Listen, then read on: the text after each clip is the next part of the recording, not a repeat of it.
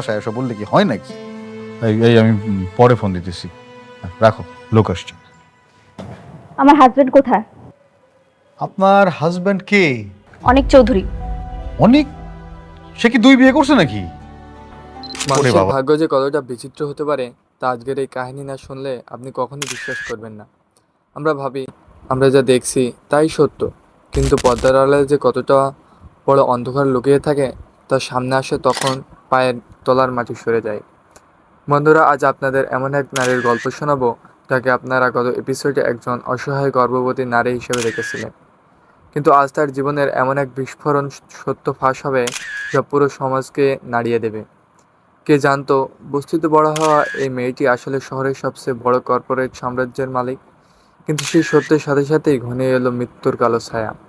ভালোবাসা, বিশ্বাসঘাতকতা, ক্ষমতার এক ভয়ঙ্কর লড়াইয়ে আজ আমরা দেখব কিভাবে স্বামী হয়ে ওঠে পরম শত্রু। আজকের ভিডিওতে এমন কিছু মোড় আসবে যা আপনার কল্পনাকেও হার মানাবে, তাই 1 সেকেন্ডও মিস না করে প্রতিটি মিনিটের সাথে রহস্যের জট খুলতে শুরু করবে। কাহিনীতে প্রবেশ করার আগে একটি বিশেষ ঘোষণা। আপনারা অনেকেই আমাদের ভিডিওটি নিয়মিত দেখেন কিন্তু সাবস্ক্রাইব করতে ভুলে যান। এই গল্পের পরবর্তী হাই ভোল্টেজ নাটকীয় পর্বগুলো সবার দেখতে হলে এখনই নাটক বাড়ি চ্যানেলটি সাবস্ক্রাইব করে দিন। আপনাদের সাবস্ক্রাইব, লাইক, কমেন্ট আমাদেরকে নতুন নাটক তৈরি করতে আত্মবিশ্বাস দেয়। চলুন শুরু করা যাক আজকের নাটকের মূল অংশটুকু। গল্পের শুরুতেই টান টান উত্তেজনা। মেঘলা সরাসরি অনেককে চ্যালেঞ্জ করে বসে। সে বলে, যদি এই বাচ্চার বাবা যদি আপনি না হন তবে আপনার পিছনে ঘুরে আমার কোনো স্বার্থ নেই। মেঘলা যখন ডিএনএ টেস্টের কথা বলে অনেক তখন আত্মবিশ্বাসের সাথে সেটা প্রত্যাখ্যান করে। এখানে দর্শকের মনে প্রশ্ন আসতে পারে, অনেক কেন এত নিশ্চিন্ত? সে কি সত্যিই কোনো অপরাধ করেনি, নাকি সে ডিএনএ রিপোর্ট ম্যানিপুলেট করা সম্ভব? মেঘলার বাবা যখন চিৎকার করে সমাজকে জানান এবং মেয়েকে কলঙ্কিত নয়, এই কাহিনীতে আবেগঘন পরিবেশ তৈরি হয়। গল্পের সবচেয়ে বড় ধামাকা আসে যখন জানা যায় মেঘলা আসলে শালিমার ডিভোর্স গ্রুপ এফ ইন্ডাস্ট্রির একমাত্র উত্তরাধিকারী। ছোটবেলায় হারিয়ে যাওয়া এই মেয়েটি বস্তিতে বড় হলেও তার রক্তে রয়েছে কোটিপতি হওয়ার জিন। এই তথ্যটি যখন রাতুলের সামনে আসে তখন সে লোভের জিহ্বা বাড়িয়ে ফেলে। সে বুঝতে পারে মেঘলার হাত করতে পারলে সে অনেকের জীবন থেকে সরে দিতে পারবে হাজার হাজার কোটি টাকার ইন্ডাস্ট্রি। রাতুল এবং অনিকের চাচা মিলে ভয়ঙ্কর মাস্টার প্ল্যান সাজায়। তারা জানে অনিক এবং মেঘলার মধ্যে আগে যে ডিভোর্স এবং পরকীয়া নিয়ে তিক্ততা রয়েছে, এই বিষয়টি তারা আরও বাড়িয়ে দেয়। রাতুল বলে, এই বিষয়টা আমাদের একটু চুপ করে বাড়াতে হবে, আর মেঘলাকে কিডন্যাপ করার নাটক সাজায় এবং অনিককে সেখানে ফাঁসানোর জন্য একটা সাজানো ফোন কল পাঠায়। অনিকের দ্বিতীয় স্ত্রী বৃষ্টি এক রহস্যময় চরিত্র। সে অনিককে বারবার অনুরোধ করছে মেঘলাকে বাঁচাতে যেতে, অথচ সে জানে মেঘলা তার প্রতিদ্বন্দ্বী। বৃষ্টির এই দরদ কি আসলেই মানবিকতা, নাকি সে এক বড় ষড়যন্ত্রের অংশ? অনেক যেতে যায় না, তখন বৃষ্টি হয় মানুষের বিপদের পাশে দাঁড়ানো দোহাই দেয়।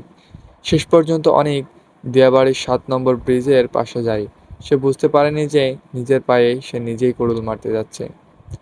বন্ধুরা, গল্পটা এখানেই শেষ নয়। একটু পরে আপনারা দেখবেন সে অন্ধকার বিল্ডিংয়ের ভিতরে অনেকের জন্য কি অপেক্ষা করছিল। রাতুল কি আসলে অনেকের বন্ধু, নাকি মেঘলার সম্পত্তির লোভে অনেককে ফাঁসিয়ে দিচ্ছে? আর সবচেয়ে বড় রহস্য, মেঘলা কি আসলেই জানতো রাতুল সেখানে আসবে? সামনের কয়েক মিনিটে এমন এক প্রমাণ আসবে যা আপনার অনেকের জীবনকে চিরতরে অন্ধকারের দিকে ঠেলে দেবে। সাথে থাকুন, রহস্যের আসল অংশ এখানে শুরু হতে যাচ্ছে। অনেক যখন মেঘলাকে বাঁচাতে চায় তখন সেখানে রাতুল আগে থেকেই উপস্থিত ছিল। রাতুল সবার সামনে প্রমাণ করে দেয় অনেকেই মেঘলাকে কিডন্যাপ করিয়েছে। এমনকি ভাড়াতেও গুন্ডারাও অনেকের নাম নেয়।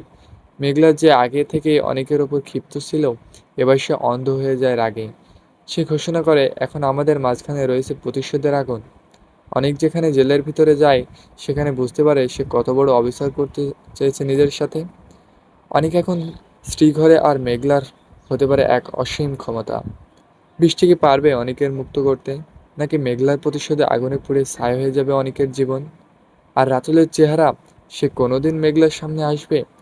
বন্ধুরা, আজকের এই এপিসোডটি কেমন লাগছে? অনেকেই সত্যি নির্দোষ, নাকি সে পরিস্থিতির কারণ? বন্ধুরা, গল্পটা যত গভীর হয় ততই চমকপ্রদ তথ্য বেরিয়ে আসে। অন্যদিকে ফুটে ওঠে রাতুলের দ্বিতীয় ওয়াইফ বৃষ্টির চরিত্র। বৃষ্টি কি সত্যি মেঘলাকে বাঁচাতে চেয়েছিল, নাকি সে জানতো অনেক ওখানে গেলেই ফেঁসে যাবে। বৃষ্টির পা ভাঙার অজুহাত দিয়ে তাকে ধরা হয় বাইরে রাখার এক কৌশল মাত্র। রাতুল এমনভাবে দৃশ্যটি সাজিয়ে রেখেছে, অনেক হয়ে যায় অপরাধী। ভাড়াতে গুন্ডাদের ডাবল টাকা দিয়ে সে অনেকের বিরুদ্ধে সাক্ষ্য দেওয়ায় মেঘলা সে আগে থেকে মানসিকভাবে বিপর্যস্ত ছিল। সে সহজেই রাতুলের পাতে পা দিয়ে দিল। মেঘলা এখন প্রতিশোধের নেশায় মত্ত। সে বলে, আমি প্রতিশোধের খেলা শুরু করছি, আমিই শেষ করব। মেঘলা কি আসলে জানে তার পেটের বাচ্চাটা সুরক্ষা বা সে ঠিক করছে? সে অনেকের জেলে পাঠিয়ে কি রাতুলের আরও শক্তিশালী করে দিল না? অনেক এখন হাজতে। তার দুই স্ত্রীর মধ্যে এখন তাকে ঘৃণার জেলে পাঠিয়েছে। একজন তাকে বাঁচানোর চেষ্টা করছে। অনেকের এই করুণ দশা আমাদের শিখিয়ে দেয়, ক্ষমতার অপব্যবহার করলে একদিন নিজেকেও এই ক্ষমতার শিকার হতে হয়। বন্ধুরা, ভিডিওটার এক পর্যায়ে আমরা দেখি গোপন তথ্য দিয়ে রাখে। আপনারা কি খেয়াল করছেন, যিনি অনেকের বিরুদ্ধে মামলা করেছেন তিনি যদি মামলা তুলে নেন অবশ্যই অনেক মুক্তি পাবে। কিন্তু মেঘলা কি আদৌ তা করবে, নাকি জেলখানায় অনেকের ওপরে প্রাণঘাতী হামলা করে যাচ্ছে? এই পুরো ঘটনাটি আসলে একটা দাবার বোর্ডের মতো, যেখানে রাজা অনেক কিন্তু চাল চালছে রাতনের মতো কুটিমন্ত্রীরা। মেঘলা যেখানে পরিস্থিতির শিকার এক রানী, যার হাতে ক্ষমতা থাকলেও সে সঠিক মানুষকে চিনতে ভুল করেছে। বিশ্বাস তখন একবারে ভেঙে যায়। তখন সত্য মিথ্যার মতো মনে হয়। মেঘলা অনেকের প্রতি বিশ্বাস হারিয়েছে বলে রাতুলের মতো একটা বেঈমানকে বিশ্বাস করে ফেলেছে।